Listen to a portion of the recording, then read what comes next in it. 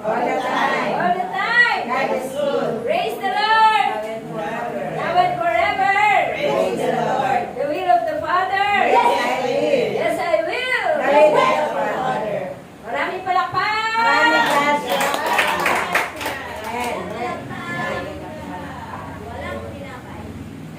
Magandang hapon po sa ating lahat. Mapagpalang hapon po sa ating lahat. Ayan. Ang ating pong minsay ngayon ay tungkol sa pagpapatawad. Amen. Ano ba ang pagpapatawad? Ang pagpapatawad ay paghahari ng Diyos. Amen. Amen. Tayo ba ay nakapagpatawad na? Amen. Kailan ba tayo nakapagpatawad? Ako'y binago naman. Katuto na hirap. Kapag tayo ay nakapagpapatawad, ibig sabihin nun, tayo ay pinagkakaharian ng Diyos. Amen. Tayo ay may pag-ibig na sa ating puso. Amen? At, kaya hanggang kailan ba tayo magpapatawad? Walang hanggan. Minsan ba? 2 beses? 3 beses? Walang hanggan. Kasi Sa tao kasi, binibilang natin yung ating pagpapatawad. Yeah, sabi natin, nakaisa ka na ha. Isa pa. Tapos, pangalawa na. binibilang O pangatlo, hindi na kita mapapatawad. Pero ang Diyos, no? Walang hanggan ang pagpapatawad. Amen. Walang limitasyon ang pagpapatawad. Amen? Amen. Kasi ang Diyos ay Diyos ng kapatawaran. Ang Diyos ay Diyos ng pag-ibig. Amen? Sabi nga, God, loving God. Forgiving God. Amen. Ayan. Yan nga, yan. Na kapag tayo ay nakapagpapatawad na, nakapagtawad natin tayo sa ating kapwa, ibig sabihin nun, nakakasunod na tayo sa kalooban ng Diyos. Amen. At ang ating puso ay tunay ng umiibig sa Diyos at sa ating kapwa. Amen? Amen. Ang pagpapatawad ay walang kondisyon. Amen? Sabi na, patatawarin lang kita. Kung may kumpay, no? Halimbawa, kung hindi mo na uulitin. Pero sa Diyos, walang kondisyon. Amen? Sino man, ano man ang nagawa natin pagkakasala, kapag tayo humingi ng kapatawaran sa ating Panginoon, ay buong habag tayo at napapatawarin ng Diyos. Amen. Amen? Amen. Gano'n man kalaki ang nagiging pagkakasala ng ating kapwa, ay kailangan natin siyang patawarin. No? Tulad dito sa ating pagbasa, di ba? Yung isang lalaki nangutang, may utang sa kanyang Panginoon ng 10 milyon. Nang siya ay sinisingil, wala siyang maibayad, ang sabi ng Panginoon, pagbili mo ang iyong asawa, ang iyong mga anak, ang iyong mga ari-arian, para siya ay makabayad. Pero anong ginawa niya? Nagmakaawa siya na siya ay bigyan pa ng pagkakataon na mabayaran ang kanyang utang. At dahil sa awa sa kanya ng kanyang Panginoon, pinatawad siya. Pero, nang makita niya ang isang kagaya niyang lingkod na may utang sa kanya, 500 lang, aba, nakiusap sa kanya yung nakakutang sa kanyang kapwa lingkod na siya ay bigyan pa ng panahon para makabayad, at meron anong ginawa? Sinakal niya at idinimanda hanggang sa makabayad. At siya ay isinumpong ng kaniyang mga kasamahan sa kanyang ginawa. At pinatawag siya ng kanyang Panginoon. Sabi niya, ang sama mo! Ikaw ay pinatawad ko dahil ikaw ay nakiusap. Pero anong ginawa mo sa iyong kapwa? Hindi mo siya pinatawad. At ganyan din, pagka tayo ay nagsulit sa Diyos. Amen? Kasabihin sa atin ng Panginoon, tayo yung patawaran. Ang kapal mo naman, ang dami-dami mo nagawang kasalanan, tapos hindi ka makapagpatawad. Yan. Diba? Baka sabi nga, baka hindi natin napigilang ang ating mga kasalanan na nahihingi natin ng kapatawaran sa ating Panginoon. At hindi natin nakikita o nararamdaman na tayo pinatatawad ng Panginoon, ay hindi rin natin kayang magpatawad. Amen? Kaya, kailangan, kapag tayo ay may nagkasala sa atin, tunay nga na, sabi nga, diba sa dasal, no, sa panalangin, tinuro sa atin ng ating Panginoong Hesus, Lord, patawarin niyo po kami sa aming mga kasalanan para nang pagpapatawad namin sa nagkakasala sa amin. Yan, diba? Kaya nga, ang pagpapatawad ay ibig sabihin nun, kapag tayo ay nakapagpatawad, nakalaya na tayo sa pagkaalipin. Saan? Pagkaalipin sa galit, sa hinanakit, at sama ng loob. Amen? Kapag tayo ay hindi nakapagpatawad, meron ba tayong kapayapaan? Di ba? Kapag hindi natin na kaya magpatawad, yung mismo sarili natin ang ating pinarurusahan. Amen? Sa gabi, minsan, hindi tayo makatulog. Dahil may galit tayo, hindi natin makalimutan yung ginawa sa ating napakalaking kasalanan. Napakasakit. Napakasakit. Kuya Eddie. No? Kaya nga, hanggang sa pagtulog, napapanaginip mo. No? Ang galit mo sa taong nagkasala sa iyo. Naranasan ko yan, mga kapatid. Talaga. Meron talagang makagawa sa akin ng kasalanan sa piling ko, hindi makatao ang ginawa niya sa akin. At alam niyo ba, hanggang sa pagtulog ko, panaginip ko, minumura ko siya mula ulo hanggang paa. Alam niyo, pagising ko, hindi na ako makahinga. Sa galit. Sa galit. Yan. Diba? No. Kaya nga, kapag hindi tayo nakapagpatawad, sarili natin ang ibinagapos natin. No? Hindi natin pinalalaya ang ating sarili. Diba? Diba? Kapag tayo ay nakapagpatawad, masarap sa pakiramdam. Amen. Magaan sa kalooban. Bayapa ang ating isipan. Diba? Diba kapag tayo ay pinangungumpisal, diba? Kapag naikumpisa na natin ang ating mga kasalanan, sabi nga, sa pari, no? Kapag tayo ay napatawad ng pari, ibig sabihin nun, napatawad na tayo ng ating Panginoon. At napakasarap sa pakiramdam na tayo ay napatawad sa ating mga kasalanan. Amen.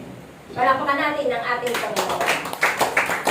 At kayo din ang magiging pakiramdam ng mga nagkasala sa atin na ating pinatawad. Amen? Nagkakaroon na rin sila ng kagalakan. Amen? Ng kapayapaan. Ng kasiyahan. Amen ba? Amen. Amen. Palakpakan natin ang ating Panginoon. At tunay nga na talagang kapag tayo ay nakapagpatawad, ito ang daan para manumbalik ang mabuting samahan, Amen. ang matamis na pagmasasama. Amen? Tulad ng mga mag-asawa, di ba? Napapanumbalik ang kanilang pagmamahalan. Amen? Sabi nga, love is sweeter the second time around. Kapag ka tayo ay nagkapatawaran. Amen? Naaayos ang wasak na pamilya. Amen? Kapag ka nandoon ang pagpapatawad sa isa't isa. Amen? Ang samahan ng magkakapatid, no? Ng mga magulang at mga anak. Amen? Ng mga kapitbahayan. Amen?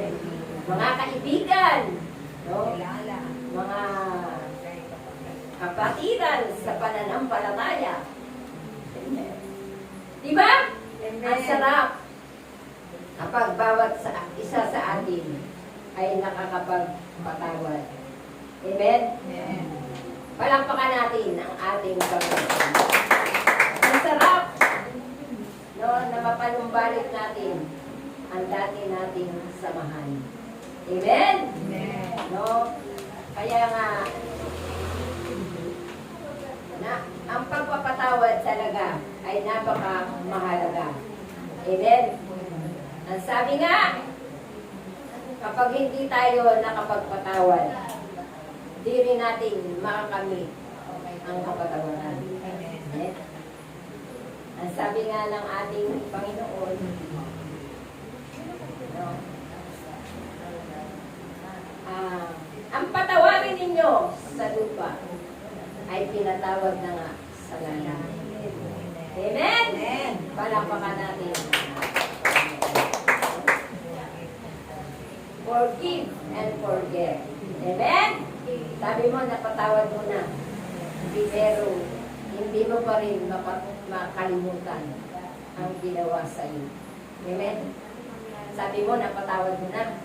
Pero pag nakita mo, alaala mo pa ang mga nagbabalik na alaala ng masakit na ginawa sa iyo. Amen? Sabi nga, wala raw saysay ang pagpapatawad na hindi mo malimutan. Amen? Ang kasalanan na ginawa sa iyo. Amen ba? Amen. Palakpakan natin ang ating pagkakataon. Sabi nga, may kondisyon. No? Yung sabi ng may isang kwento. Gusto nyo? Kwento? Amen. Merong isang ina, merong dalawang magkapatid na sila'y magkaaway. Ngayon, yung bunso, nagkasalang sa kanyang kuya. Eh, hindi niya, kahit anong pakiusap ng kanyang ina, nakatawarin niya ang kanyang kapatid, hindi niya daw ito talaga mapapatawad. Sabi ng nanay, paano kung bukas mawala na ang iyong kapatid at hindi mo pa siya napapatawad, hindi ka rin mapapatawad. Ngunit sabi ng kapatid, mapapatawad ko lang siya kung siya ay mamamatay na. Amen?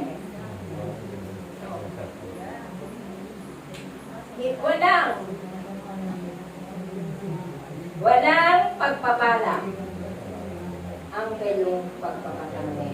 Amen? Kasi ang ating Panginoon, siya ay nakapagpatawad ng walang kondisyon. Amen? Amen. Lahat ng nagkasala sa Kanya, lahat ng nakasakit sa Kanya, ay Kanyang napatawad. Amen? Lahat ng umalipusta sa Kanya, nandura sa Kanya, nagsinugatan ng Kanyang buong katawan, hindi lang ang Kanyang katawan, kundi Kanyang isip, kalooban, pinaratangan ng kung ano-ano, ng kasinungalingan. Pero, hanggang sa kalapit ng kanyang kamatayan. Anong ginawa ng ating Panginoon? Ipinanalangin. Sa halip na siya ay magalit, kanyang inunawa, kanyang pinakal, ang lahat ang sa kanya ay nagkasala. At ang pinakamahalaga ay ipinadalangin niya ang lahat ng sa kanya ay nagkasala. Amen? Ang sabi niya, Ama ko, patawarin niyo po sila sapagkat hindi nila nalalaman ang kanilang ginagawa. At kaya lang din ang gusto ng ating Panginoon na sino mang nagkasala sa ating alalahanin ang ginawa ng ating Panginoon. Amen? Ating intindihin, unawain, mahalin ang mga nagkasala sa atin. Wala tayong magagawa para sila ay baguhin. Ngunit ang Diyos ay mayroong magagawa. Amen? Amen. Ipanalangin natin ang lahat ng nagkakasala sa atin. Amen? Ipanalangin natin sila na baguhin ng Panginoon ang kanilang puso, ang kanilang isip, ang kanilang mga damdamin, na sila din ay makalaya. Amen? Mabago ang kanilang buhay at magbalik loob sa Diyos. Amen? Palakpakan natin ang ating Panginoon. Sabi nga, ang dapat daw nating gawin sa gumagawa sa atin ng masama ay gantihin natin ng pag-ibig, pag-unawa, at kabutihan. Amen. Hindi natin sila paghihigantihan. Amen. Kasi ang sabi ng Panginoon, akin ang paghihiganti. Amen. Wala tayong karapatan na paghigantihan ang ating kapwa. Amen. Kung gagawin natin, amen, ang ginawa sa ating masama ng ating kapwa ay gagantihin din natin ang masama. Ano pa ang pinagkaiba natin sa kanila? Amen. Wala na tayong pinagkaiba. No? Masama, sabi natin, ang sama mo. Tapos, gagantihin din natin ang masama. Kaya ano din tayo? Masama. Okay, mas masama. Diba? Kasi, alam na natin eh. Amen? Amen. Na masama, nagantihin ng masama, ang kapwa masama. Amen. Amen? Amen. Palapakan natin ang ating Panginoon.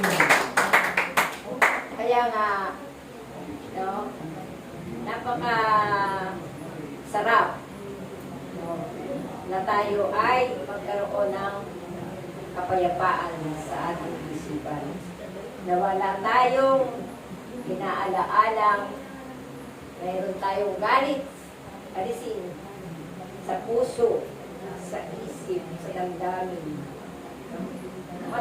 Mas tayo ang mahihirapan. Amen? Natutulog na na maimbing yung mga nagkasala sa atin. Pero tayo, iniisip pa rin natin, ano kaya dapat ko gawin? Dito, hindi tayo, tulog na sila ng maiting, tayo, bulirat pa rin. Hindi nga makatulog kasi gulo-gulo ang isip. Ano? Gulo-gulo ang isip? Hindi malaman kung ano gagawin. Ano ba gagawin ko dito para magbago? Sabi nga, di ba? Sabi natin nga kanina, wala tayong magagawa. No? Pero ang Diyos may magagawa. Amen. Amen? Amen. Palakpakan natin ang ating Panginoon. Ipanalangin natin sa Panginoon na maghimala siya sa ating kapwa. At gayon din, baka mamaya, turo tayo. Wala dito. Wala turo tayo, turo. No? Pero yung apat natin daliri. Sa atin, sa ating nakaturo. Ang lagi natin tinitingnan, ang kasalanan ng iba. Pero, nakikita ba natin yung ating mga kasalanan na nagagawa sa iba? Ano? Minsan yan eh. Wala tayong tinitingnan. Kundi pagkakamali ng iba. Diba? At tulad ng mga Pariseyo, wala nang pinantayan. Kundi ang kilos ng Panginoon. No?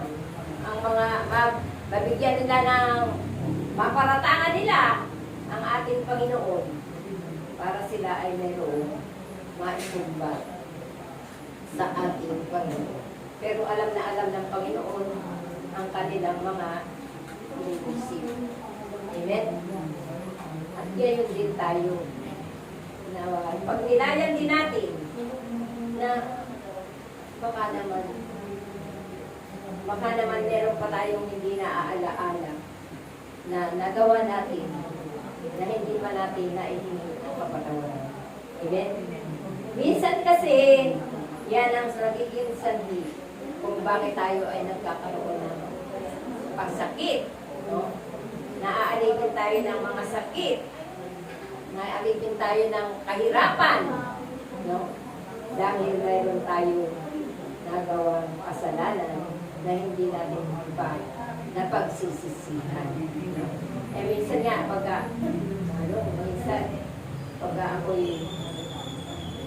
minsan nga, di ba, bigla na lang ako'y tinatapay ng mga pagkikasakit, no?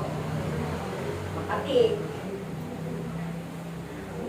Sabi ko, Lord, kung ano ba po, yung mga nagawa kong kasalanan, kung bakit ako nagkakaroon ng sakit.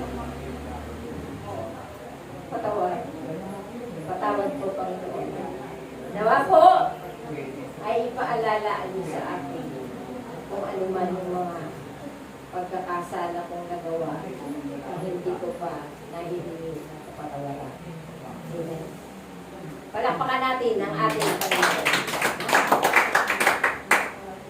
Napaka-sarap ng pakiramdam na tayo ay nakakahingi ng kapatawaran sa ating Panginoon sa lahat ng ating nagagawang kasalanan. Amen? Minsan kasi na sabi nga tayo ay magsusulit sa ating Panginoon. Okay? Darating ang panahon na maharap na tayo sa Diyos. Tatanungin tayo, ano ba ang nagawa mo? Sabi nga, minsan, sasabihin natin, wala naman ako nagawang kasalanan. Hindi naman ako nakasakit sa akin kapwa. Wala naman ako pagkukulang. Katulad nung di ba, nung lalaking mayaman, binatang mayaman, nagtanong siya sa Panginoon kung ano pa ang dapat niyang gawin para siya ay magkaroon ng kaligtasan. Sabi ng ating Panginoon, sundin mo ang 10 utos. No? Huwag ka papatay, huwag ka ganyan. Lahat ng 10 utos, napaka-perfecto. Sabi niya, nagawa ko na po lahat yan, Panginoon. Mayroon ka bang isang dapat gawin? Ipagbili mo ang iyong mga ari-arian at ipamigay mo sa mga dukha. Pagkatapos, bumalik ka at sumunod sa akin. Pero ano ang nangyari? Umalis siyang napakalungkot. ibig sabihin, hindi niya makayang ipamigay ang kanyang kayamanan. Hindi ba sabi ng Panginoon, share your blessings. No? Kaya nga, hindi man daw tayo gumagawa ng masama, kung hindi rin naman tayo gumagawa ng mabuti, ay wala rin kabuluhan. Amen? Amen. Palakpakan natin ang ating Panginoon. Tulad nung nung lalaking mayaman din, at si Lazaro, di ba? Habang si Lazaro ay nasa kanilang tapat ng bahay, namumulot ng mumo, no? Para lamang siya ay makakain. Pero daanan siya nung mayaman na magagandang bahay, maganda sasakyan. No? Si Lazaro ay punong-puno ng sugat, nagugutom. Dinidilaan ng aso ang kanyang mga sugat. No? Daan-daanan lang siya ng lalaking mayaman na may magandang mansyon. Doon sa tapat ng kanilang gate, doon si Lazaro. No? Hindi nga niya binabawal si Lazaro, hindi niya pinagagalitan. No?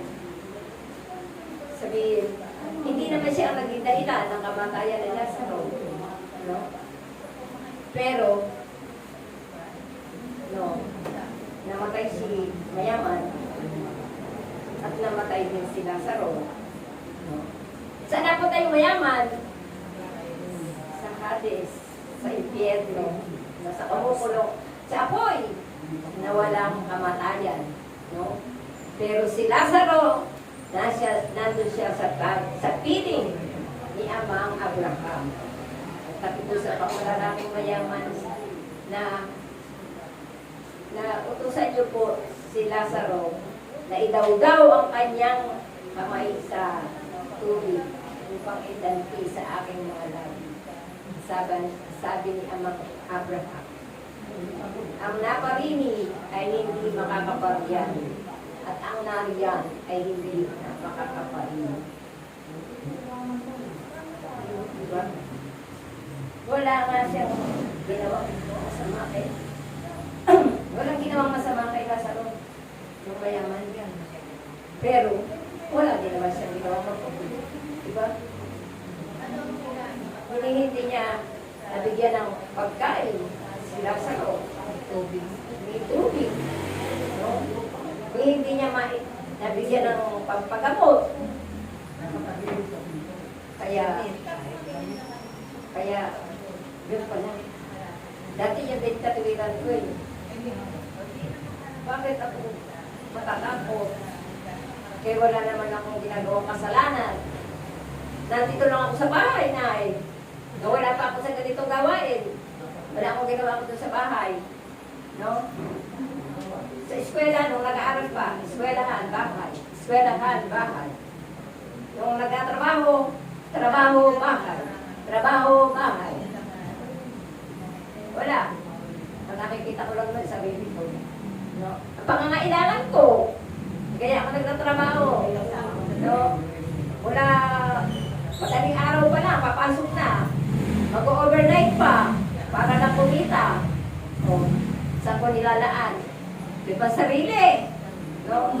Pag mayroong umutang, sa akin ka, kulang pa eh. Di ba?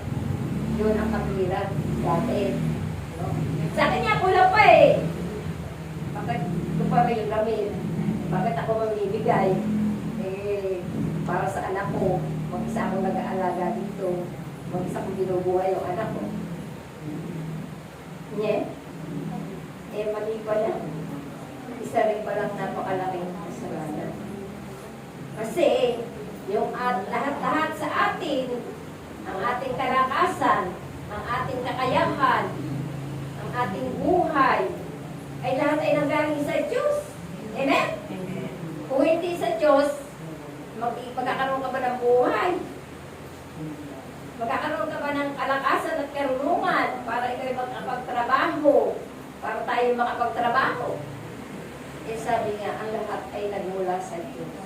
Kaya marapat lamang na tayo ay magbalik handog sa Diyos. Amen? Kung ano yung kaloob sa atin ng Diyos, ay kailangan tayong magbalik sa Kanya. Magsulit sa ating Panginoon. Hindi naman sinasabi ng Panginoon na lahat, kundi bahagi lamang ng ating ng mga pinagkaloob niya sa atin. Amen? Dapat tayong magbalik handog, magbalik sa ating Panginoon. Magbigay para sa ating Panginoon. Para sa gawain ng ating Panginoon. Para tayo ay pagbalain ng ating Panginoon. Diba sabi ni brother, sa pagbibigay natin dito sa mga gawain ng Panginoon. No? Ito ay gawain ng ating Panginoon. Na marapat lamang na tayo ay magkaloob. Kasalanan din pala na pagdamutan natin no, ang gawain ng Panginoon. Amen? Kailangan tayo ay magbalik ng anumang kaloob sa atin ng ating Panginoon. Kung ano ang kaloob sa atin ng ating Panginoon, ibabalik din natin sa ating Panginoon. At ito ay ibabalik din ng Panginoon sa atin. Amen? Ng doble-doble, siksik, liglig, at lumahapaw. Amen? Palakpakan natin ang ating Panginoon. Ang tatlong T, talent, time, and treasure. Yan. Ang lahat ng iyan ay nanggaling sa Diyos. Amen? Kung ano ang talentong ipinagkaloob sa atin ng ating Panginoon, ay dapat din natin gamitin ito para sa Panginoon. Kung binigyan ka ng talento para magpahayag, gamitin mo ito. Kung binigyan ka ng talento para magandang boses, kawitan natin ang Panginoon. Kung tayo ay binigyan ng karunungan, no? Time, ay kailangan magkaroon din tayo ng oras para sa ating Panginoon. Ratio, yan. Yung mga ano man yung ating yaman, kailangan tayo ay magbalik sa Diyos. Amen? Sabi nga, to err is human, to forgive divine. You know, ang kasalanan, ang tao, you know, pagiging tao ay nagkasalanan. No? Dahil tao, sabi nga, tao lang, nagkakasala. Pero sabi nga, to forgive divine. Ang pagpapatawad ay isang gawain kabanalan. Amen? Sapagkat ang ating Panginoon ay banal. Pagpapatawad ay pag-ibig. Ayan nga. Kung gusto nating mapatawad tayo ng ating Panginoon, magpatawad din tayo sa ating kapwa. Amen? No, ipadama natin sa kanila ang pagmamahal. Amen? Sa mga ibalik natin sa kanila ng pagmamahal, ng pag-unawa, ang anumang ginawa sa ating masama. Amen? Kaya, ano man ang ating mga pagkukulang din, mga kasalanan natin, ay ilingin natin ang kapatawaran sa ating Panginoon. Sapagkat, kung tayo ay hihingi ng tawad sa ating Panginoon, ay igagawad sa atin ng Panginoon ang awa at patawad. Amen? Masarap ba? Amen. Amen? Palakpakan natin ang ating Panginoon. Lagi natin idalangin sa Panginoon na tayo ay laging ilayo sa masama, na tayo tingin natin, na tayo ay mabago, na maiwasan natin ang magkasala. Amen. Yun lang. Hallelujah. Mabuti kapit. Pwede naman.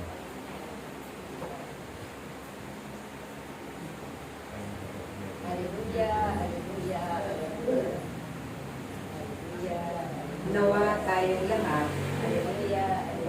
ang lahat ng ating napapakinggan na mga aral ng Diyos, ang lahat ng ating natututunan, hindi lamang ito pumasok sa ating mga dahilan, kundi hangarin natin na ito'y makaamon sa ating mga puso at manatili ito sa ating kalooban. Manahan ang salita ng Diyos upang ito ang siyang magiging daan na tayong lahat ay makanunod sa ating mga buhay paglilingkod. Magiging matatag tayo sa ating pananalig, pagtitiwala at pananampalataya sa kapangyarihan ng Diyos upang sa ganon magiging maayos at magtatagumpay ang bawat lingkod na itinalagan ng Diyos. Hindi lamang sa kawang ito, maging doon sa kanyang templo at sa iba pang mga komunidad, upang lahat tayo ay kapakit-pakinabang, hindi lamang sa mundo ito na ating nilalakbayan, higit sa Diyos na siyang gabay at patnubay ng bawat isa sa atin. Hallelujah. Yan. Yan po ang tagumpili sa atin ng ating Panginoon. Nawa po ay nabuksan ang ating isip, ang ating puso, na mayroong maiwan sa ating alaala, matalim sa ating isip, na nag-ibig sa ating puso, at higit sa lahat ay ating magsabihan. Amen. Ang salita ng Diyos. Amen. Amen. Maraming salamat po.